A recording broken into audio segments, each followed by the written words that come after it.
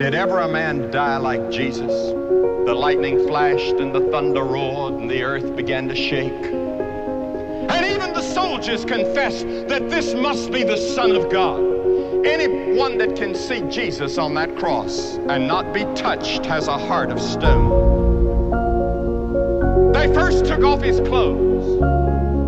Then they took long leather thongs with steel pellets or lead pellets on the end and beat him across the back until he could hardly stand up. Then they put a crown of thorns on his brow and his face was bleeding. And they laughed at him and they spit on him and they mocked him.